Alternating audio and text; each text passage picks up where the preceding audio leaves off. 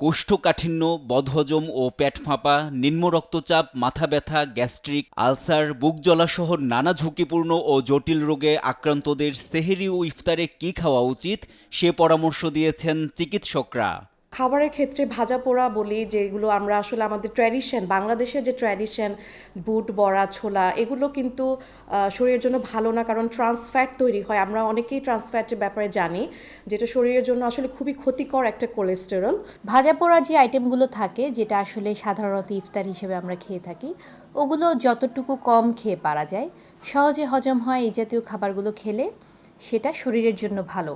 সারাদিন না খেয়ে যদি আমরা ভাজা পোড়া অনেক বেশি খাই, সেটা শরীরের জন্য ক্ষতিকর।